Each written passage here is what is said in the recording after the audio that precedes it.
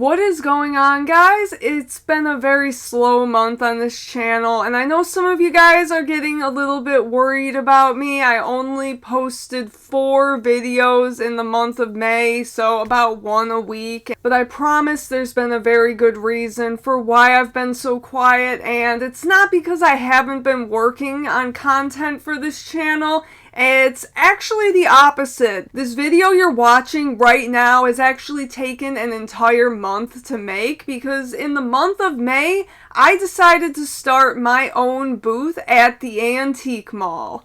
And today we're going to talk a little bit about what my first month was like as a seller. And if you've watched my channel a little bit, you may know that I have set up at a couple comic shows, but I'm not by any means a dealer. I don't have a massive collection of a bunch of key comic books, but I have been collecting very interesting things my entire life, and pretty regularly since I was a teenager, I've just been buying all kinds of junk for myself, and I thought some of this stuff was cool enough that maybe some other people like you guys would want to check it out, so that's why I decided to bite the bullet. This is something that I've been kind of thinking about doing for a little while, but I was never confident enough in myself. But after doing a couple shows at the Buffalo Comic Con and seeing some of you guys come out just to see me, it's made me realize that I think I've been too hard on myself over the years, and I think I've held myself back a lot from something that I really wanted to do. This is just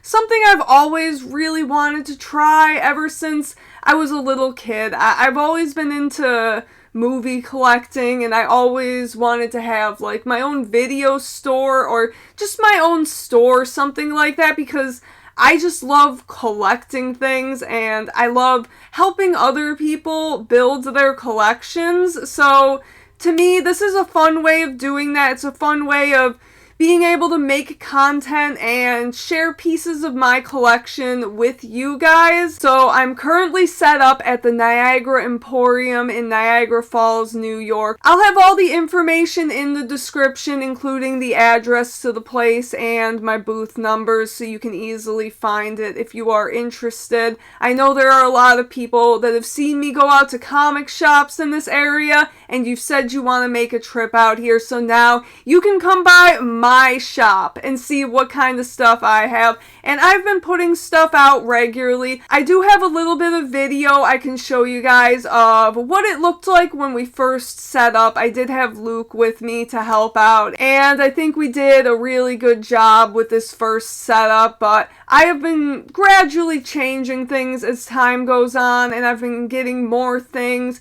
I've actually acquired a bunch of my brother's action figures that he's looking to get rid of, so I'll be helping him sell those at the Antique Mall. And I just have so much stuff from my childhood, from the last decade plus of being a hardcore collector. So I started with just one of the locked cases, and those cost $60 a month, which really is not that bad. And then the shop takes 10% of your sales, which also really is not that bad. And then after a couple weeks of the one case, and after getting some more stuff from my parents' house, I decided that I thought it would make a little bit more sense to split things up into 2 spaces.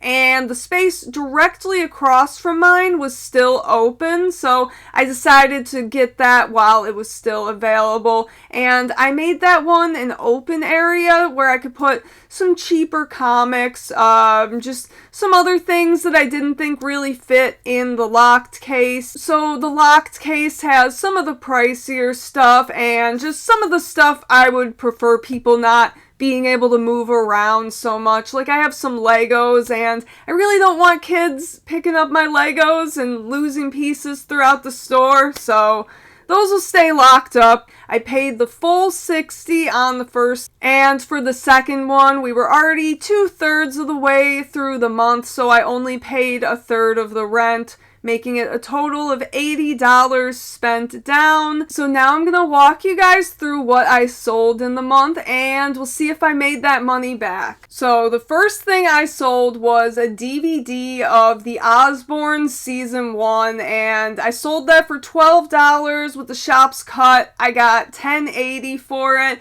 And that was something I got at Goodwill years ago. I remember Luke and I tried to watch it, but it was just so bad. We could not get through one episode.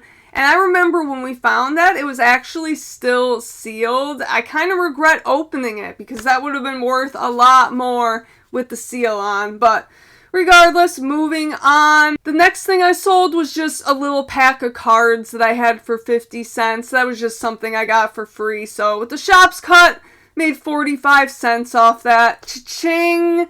And then I sold a comic book. It was a World's Finest 201. I got that for $3, sold it for $8. So with the shop's cut, made $7.20. And then I sold one of my brother's action figures. It was a Wonder Woman in her invisible jet.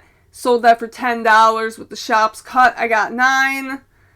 And then I sold a Lego. It was the Lego Bat Zorro, the Bizarro version of Batman. This was one that came with an animated movie years ago, and those Legos can actually get a little bit pricier. I just made them all $10, so he sold for $10. With the shop's cut, I made $9.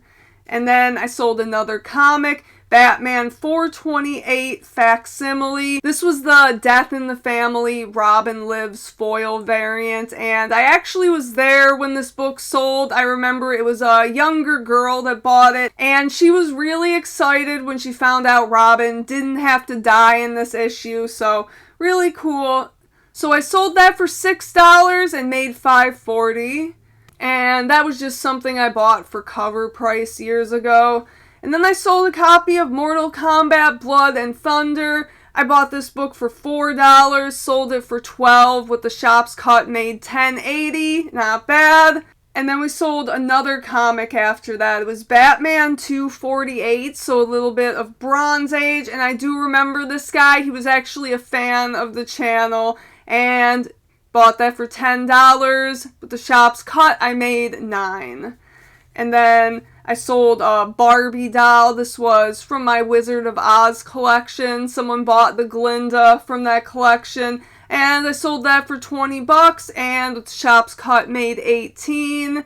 Next up, we sold just a couple of my brother's small little toys. These were $2 a piece, so $4. With the shop's cut, $3.60. And as you can see, it definitely started out as a little bit of a slow month. These are like kind of the first couple weeks of sales, and I definitely made my money back, but I want to make some money off this, so we need something a little bit more. So let's see if we can get it. So next up, next sale was actually a Slipknot Zippo, and I have a bunch of these Zippos. And I actually had a couple of these Slipknot Zippos. One of them is still there in the case. That one's a little bit more expensive though. The one that sold was $65, and with the shop's cut, I made $58.50. So that's pretty good. We definitely want to see more of that. And then after that, I sold an action figure. I sold an Iron Maiden action figure, and this one was Eddie from the Trooper. So I sold that one for $30, with the shop's cut, made $27. And it's kind of interesting because there's another spot at this antique mall that had that exact same action figure, and they've had it sitting there for a while, but they have like $45 on it. It was going for $30. I put it for that, and there you go, it's sold. I think that may have been the right price. And after that, I sold a Funko Pop for $40. It was the Ghost Papa 5 Hot Topic exclusive. Got that for like 13 something at the store, and sold it for $40. With the shop's cut, made $36. And then I sold one of my dollar comics, so $1. With the shop's cut, it was 90 cents. And then I sold another comic, another Batman comic. I'm seeing a trend. A lot of these comics that have sold have been Batman titles. The stuff that I don't want to sell. God damn it. So we sold Batman $4.92. That one's the first issue of Nightfall. I just got that one at a dollar bin sale. So spent $1, made $5 off of it. And with the shop's cut, we took $4.50. And the last thing that sold was another one of my brother's little toys. I think this one was a little Lego set, sold for $5, and with the shop's cut, made $4.50. So the final total at the end, with the shop's cut taken out, was $214.65. And this number is not counting card transaction fees that are going to be taken out. So let's just say I'll be getting around $210 for the month of May. And I put down $80, so that is $130 up. And I would say that is a win for the first month. I'm still kind of finding my footing with this. I'm still figuring things out. But this is only chapter 1 of my antique mall adventure that we are going on here. And I hope you guys continue to join me. And now that everything is set up, I definitely think I can try to get back to a normal level of posting videos. I have another video that I have been working on, and I hope you guys will see that very soon. It's at a shop I have not filmed a video at yet, and I'm hoping we can get out to the antique mall soon and film a little bit of a video at my booth. So again, if you are interested in checking out any of my stuff at the antique mall, I will have all the information in the description. Definitely check it out. Check out the Niagara Emporium. They have a lot of great stuff, a lot of great vendors. Don't just look at mine. Make sure to check out everything else in the store. And as always, thank you for watching. Peace out.